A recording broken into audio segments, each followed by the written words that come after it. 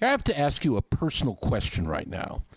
When you go about your daily business, whatever age you are, how much affirmation do you need by others around you to kind of keep you buoyed? Do you need any? Do you need a lot? Does it take, hey, people in my business, I mean, you want to hear, oh, that was a great segment. You don't want to hear the opposite, right? But how much of that do you need? Do you have to have people, kind of floating your boat 24/7? Are you a requirer of that?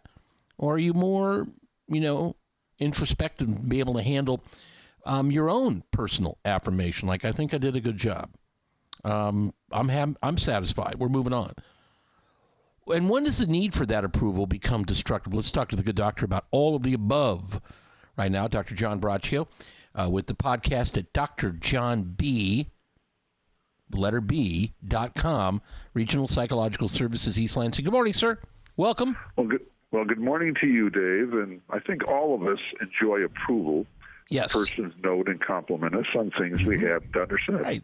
This is natural and good for self-esteem development as others recognize positive things about us. However, when the need for personal approval is psychologically destructive is when we have low self-esteem and our opinion of ourselves is not determined by us, but by the opinions of others. This is particularly destructive when persons who influence us and whose approval we desire do not give it, or give it conditionally. And I could give some examples here. Absolutely. Of psychologically destructive approval. Sure, this would include just low self-esteem leads to determine how others perceive us, if we allow that. Another would be changing a point of view due to it being shunned by someone else. We just change the view, or not saying something. Okay, or not disagreeing with someone for the fear of being told that we're doing something wrong. Okay, and being fearful of just saying the word no. Okay, that's something. No, you don't say no. You just go along, with the person, and then not complaining when receiving inferior goods, services, or poor treatment by others. Constantly seeking approval from someone who will never give it completely. It always has conditions, feeling the need to apologize or minimize thoughts or feelings when challenged by somebody else, like, oh, I guess that wasn't that good of an idea. Then unreasonably seeking out compliments or recognition as for our own self-validation when unnecessary and even inappropriate.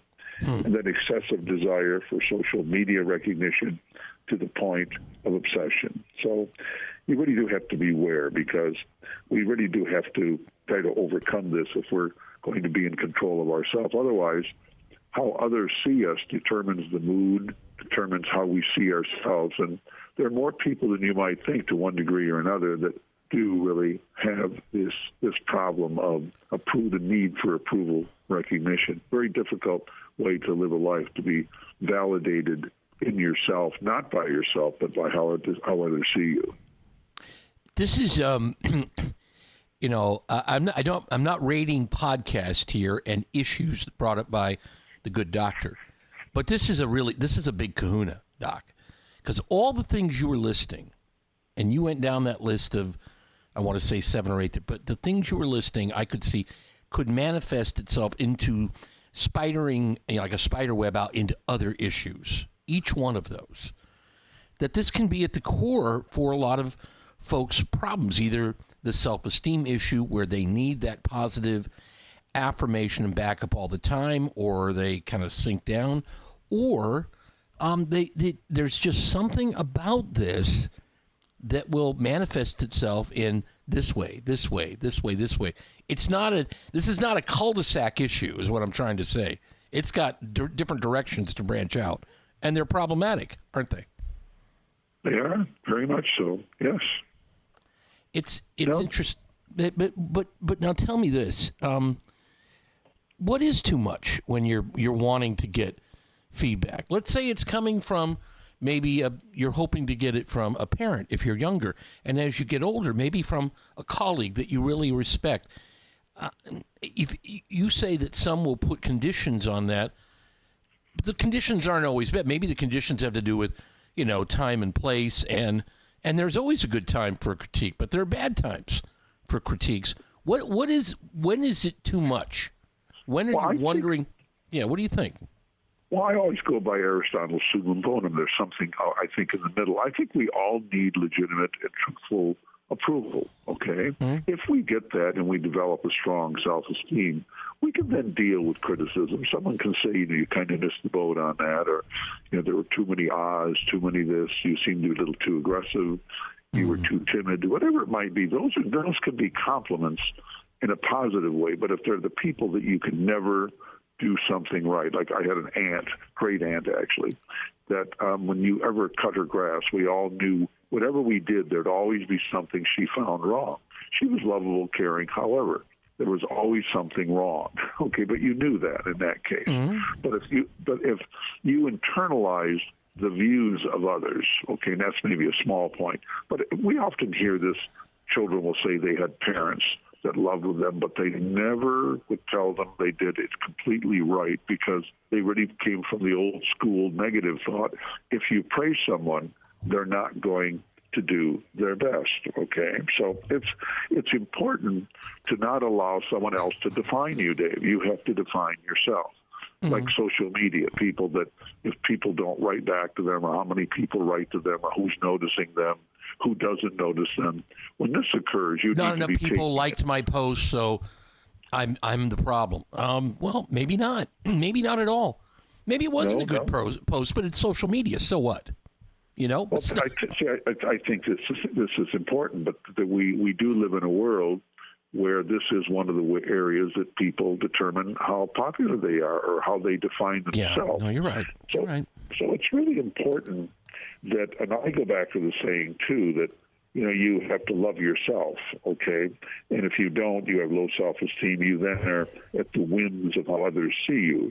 Like I've always liked the proverb, love thy neighbor as thyself. The main thing is be as thyself, because a lot of people lose that part of the saying. Because if you love and care for yourself as well as you love and care for others, then you can develop a good and healthy self-esteem in terms of approval needs. If you don't, and all of a sudden, whether you're working, whether it's with your family, whether it's with your spouse, whether it's with your friends, if everything is determined how others see you, then when you go to work or go live life on any day, your mood will be determined not by you and not by the quality of what you do, but it will be determined by the opinions of others. And that's too whimsical, too mercurial, and you can't always, depend on it. And there are people that just are fault finders, or they don't want to give approval. They'll say, well, that was a pretty good job. However, could have done better.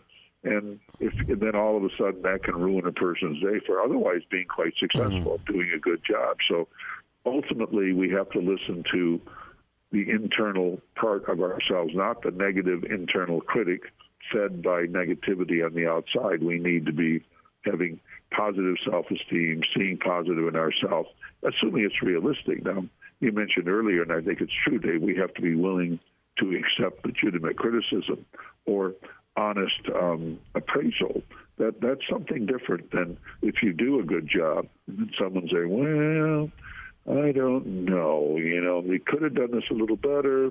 I'm just not happy with that, or whatever you do, it's not enough. And we all know of people that are in those circumstances, or the people that are so much a pleaser, they will go along with about anything. They'll agree, yes, well, I guess I did have a bad idea on that. Yeah, I guess it didn't make much difference. Or those will come on, did I do a good job? Was that good? Did you enjoy it? I mean, did I do the right thing? But people like that, too, you can get to the point where you overdo needing approval, being so fearful of negativity. So it's a difficult life if your opinion of yourself is related too much to how others see you, unless you're doing something wrong. But assuming you're trying to be a good citizen, trying to succeed in life, then that's when we want to have feedback. And I think for all of us, it's important to give legitimate approval when people are doing things, or compliments, or let them know you did a good job. Like I said often, Dave, you've been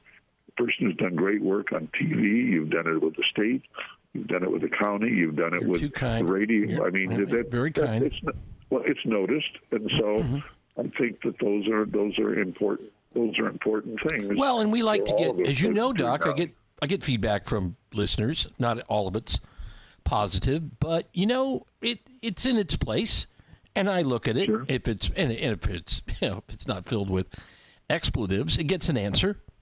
Because this show is we want it to be for those. I want it to be listened to. I want people to get something out of it. But by the same token, if I don't hear about a segment, I don't go, well, boy, that fell flat on his face. We move on to the next one. We're going to make more potato chips here at the factory, and we'll take more swings at the plate. And some places there'll be some home runs hit. I promise you. So that's the way. I mean, that's the way I look at it. Otherwise, if you're waiting for that endless affirmation, and it's not there, I think that can start to bring you down, and no one wants to be brought down. My mother-in-law, late mother-in-law, had a great saying. My wife, she mentioned it to me one time. She goes, "That's one of her favorites." But so and so seems unhappy. Well, she's got the same body and mind to get happy in, and she's got to get happy, and it's going to be on her to get happy. That was one of her saying. I think there's a lot of level of truth to that, and part of that is in the segment today. You control that love thy neighbor as thyself, but remember the as thyself part, and keep it real. Bottom line, right? Makes sense to me, Dave. And your mother-in-law, ex-mother-in-law. I always love that saying. She's got the same body to get happy, and it's true. Our good friend, Dr. John Braccio, Dr. John B. for the podcast of this and many, many other helpful segments. Thank you, sir. Take care. Stay safe. We will talk again very soon. Always a pleasure, my friend. Have a nice day, okay? See you later, sir. All right. We're back in a moment on the Morning Wake Up. Don't go away. 1320. Yeah, you got the same body to get happy. It's a good saying. 1320 WILS.